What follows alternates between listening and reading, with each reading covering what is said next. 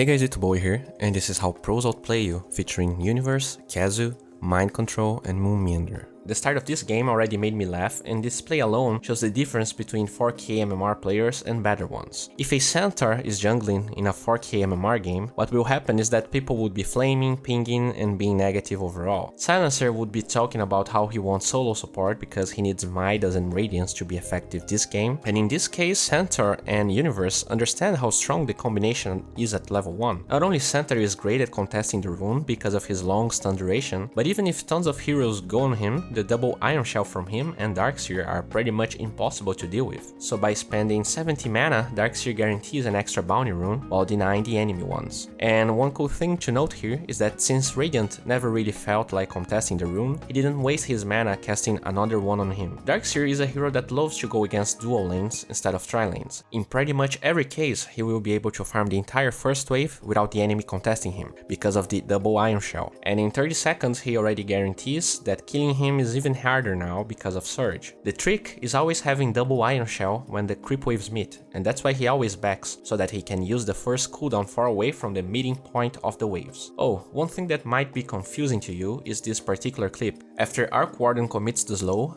Universe doesn't run away, he kinda hovers around range creep a little bit. You know why he does that? Well, most people never bother reading Arc Warden's skill set, and that's why I feel like he's still so strong, even after so many nerfs. The thing is, the damage and slow from the first skill of Arc Warden gets muted when he is close to lane creeps and heroes, meaning that if Arc commits the skill and Universe never leaves his creeps, he won't take any damage and he also won't be slowed. Please don't get mad at me, dirty Arc Warden pickers. When you think about it, Darkseer is probably one of the best Arc Warden counters in lane. If you really need to run away and have the HP for it, you can completely ignore any slow with Surge and Disengage. And if you can't, or you won't, you can just group up with your Iron Shell creeps, and Arc Warden can't do much about that. His first Q won't deal damage, and he will have a terrible time landing Spark Wraith if you're grouped up with tons of units. One thing a lot of safe laners and even supports don't abuse is how strong Darkseer is not only in lane, but as an enabler of kills in the safe laner. If you think about it, most offlaners need level 6 to guarantee kills in the enemy safe lane, at least reliably. Think about Phoenix, Tidehunter, Centaur.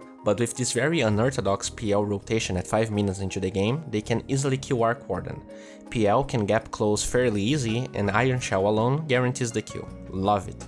I really like this clip, even though they only get the TA kill. I feel like most people don't really understand why you don't max Surge, and also how you can make a wall vacuum combo. So let's go slowly here. The idea about not maxing Surge is that you don't get a lot of value on the third and fourth point, at least in lane, meaning that if you're not going to run away against a gank with 2 points of the skill, the third is gonna get wasted anyways. And that allows you to maximize vacuum earlier, and the only way to reliably get vacuum wall combos is having that skill maxed. So during this fight, pay attention to Universe's positioning. Iron Shell is on cooldown, no one needs mech, so he has nothing to do besides waiting for Radiant to position themselves for a combo. And when they do, look how he approaches it. He casts vacuum first in a point right in the middle of those heroes, and the wall is cast afterwards in the same spot. Pretty decent combo considering he has no positioning item, and even though Monkey King zones everyone with his ult, TA ends up dying as well.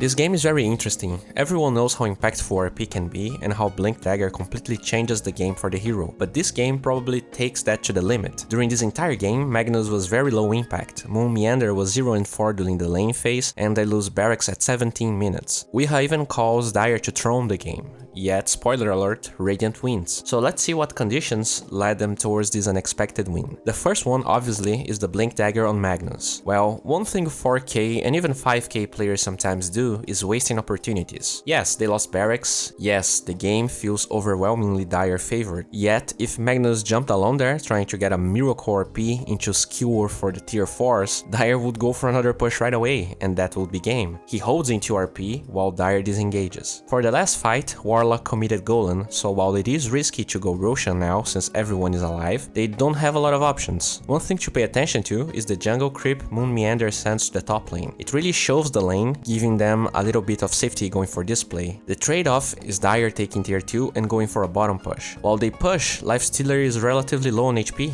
and I can see tons of Magnus feeling like taking him out of the fight right away would be a decent enough idea, since they even have Aegis. But they don't have Juggernaut there, the hero that gets the bigger benefit of having Magnus in his team, so it is worth to spend RP now. Yeah, maybe he can get the kill, but it's not like they are losing barracks or desperate, so he waits, and it pays off. Keep watching. Slardar initiates, and this time a lot of people will try to go for a skewer play, but the real problem this game is that either Slardar or Warlock have the power to nullify his RP, or at least make it underwhelming. So what he really wants is either get both of them on RP, or go for it after one of the skills were wasted, so pay attention how he is diligent in waiting for chaotic offering. He gets RP on Slardar, so then he can't counter initiate, and all of that combined with Jugger having Empower and TA having Aegis makes them power through the enemy team.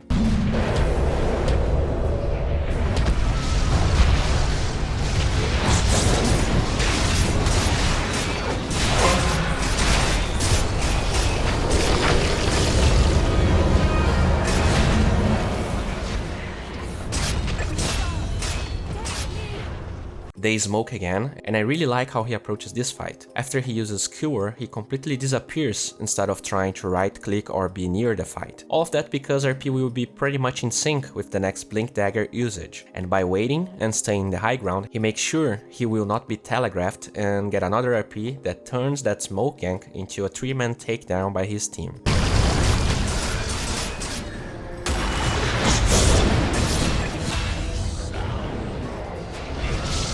Most of you guys don't know, but I have been mainly playing offlane for the past month, and I've been theory crafting a lot about it. There's tons of stuff that happens in the first stage of the laning phase, but one thing that caught my eye is this clip in particular. It feels like Might Control was only interesting farming when Rubik shows up. Even then, he tries to go for a melee creep that, to be honest, is not worth the amount of damage he takes, but that ends up sinking his shrine usage and bounty rune. I'm not sure if that was what he intended here, but with immobile offlaners, it feels good to me when you can do both at once. So maybe we could start seeing offlaners going for trades even when they are not able to get kills or do significant damage only to harass the enemy, to then be able to use the shrine cooldown and get the bounty rune at the same time. This clip is not even about mind control outplaying anyone. Ricky makes a very cool play and I want to show to you guys. Ricky was following and leeching experience from Meepo in the jungle during most of the laning stage, and when it's about time for the rune spawn, he goes towards the bounty rune. He finds it, but he doesn't take it. Not only that, he doesn't start going instantly on Meepo. He waits part of the cast time from Poof before using Smokescreen, and pay attention how that buys enough time for Earthshaker to land the Fisher and then to get the kill. This is the type of play that makes a lot of sense when you see it, yet oftentimes people forget about doing these little things.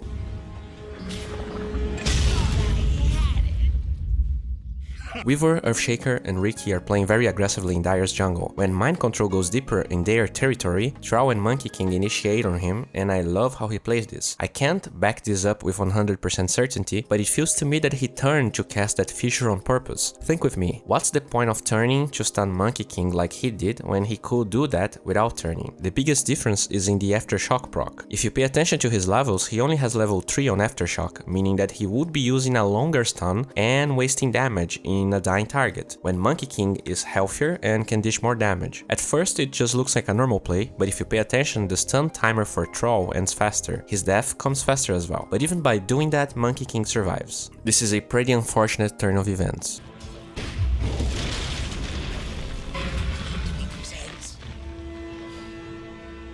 Map awareness is something that comes with time, as instinct, but it is also something you can rationalize. If you pay attention, pretty much every lane is shoved, yet no one is trying to siege tier 1s. And with that ward close to the Radiant Shrines, his team probably spotted the smoke gank. You can clearly see the courier passing through and heroes vanishing. As he enters the pit, he finds a juicy kill, and even though he panicked a little bit, stacking the stuns, Sven shows up to secure the kill. But the best part of this clip happens a little bit after. With his 2 big skills on cooldown, he retreats. initiates, to initiate again with blink when possible. When Ricky initiates, pay attention how he uses Fissure to separate Rubik from Monkey King with 4 stacks of his passive. Usually, going in would be relatively risky, but with this simple yet calculated play, they take Rubik down and leave scotch-free. In this clip, both Pudge and Earthshaker TP behind the tower to deter Troll's push. Pay attention how Mind Control goes on Troll Warlord. Of all skills Earthshaker has, Fissure is the best Rubik can get. A lot of players, when they go for this play, will try to blink in with Enchant Totem to maximize their damage, but that alone would give Rubik enough time to at least lift him, and maybe they could even turn that kill. If Earth doesn't get the stun on both Rubik and Earth, then Rubik could still Fissure as well. Pay attention to his decision making. Since Rubik's retreating and thus is not facing Earthshaker, he has more than enough time to get a Fissure that lands both of them, and then cast another skill. Turn rate is something very people abuse, and this was a great time to initiate. After another spell was cast after Fissure, this fight is pretty much won.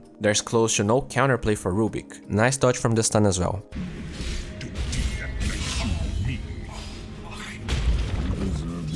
Brewmaster is surprisingly a forgotten hero this patch. Yeah, he was never a common pick in pubs, but I really felt that he would be more common after seeing the changelog this patch. With the reduced mana cost on his second skill, he is great at hindering enemies' farm, especially when the enemy relies too much in right clicks to get less hits. But the biggest positive, at least in my opinion, is playing him in pubs against Monkey King. Most melee heroes suffer a lot against Monkey King, but that's not the case for Brewmaster. In this game, pay attention how even at level 1 he can go to the lane, and pay attention how he gets the second skill instead of the passive. He can get a last hit or two because Monkey King can get enough passive procs on Khezu. Another point to note is how he doesn't spam the skill randomly. He waits until the enemy starts trying to get stacks on him so that he doesn't create a timing window unnecessarily. Talking about timing windows, we see it happening perfectly here. Pudge goes in as Drunken Haze is ending, which guarantees that Monkey King can get 4 stacks. Even then, he gets a kill before falling. Pretty cool.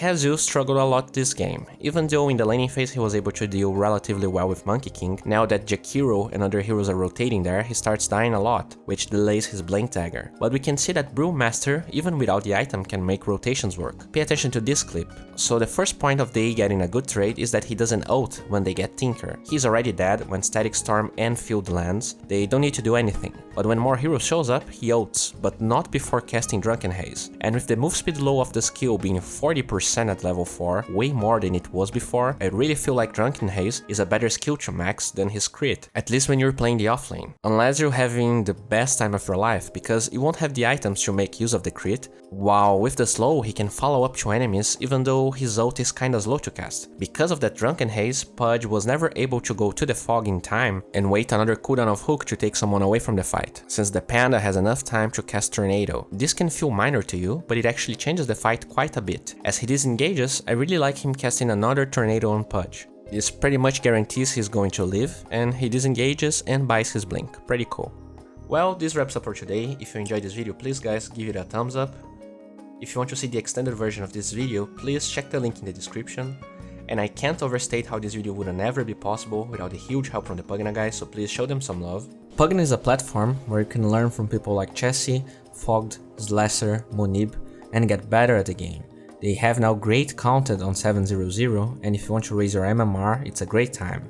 Just figure out the patch faster than others and get those easy wins. A safer alternative to item dropping. It's okay to drop your items in the base if you're regen in the fountain, but if you want to regen in a shrine for instance, preemptly add them to your backpack as you're reaching it, and as soon as the regen starts, put everything back on. This will guarantee your regen with higher efficiency without losing time, in case a fight breaks out or you need to TP, etc. Items like Helm of the Dominator, Heart, and Silver Edge are very strong late game items to have in your backpack.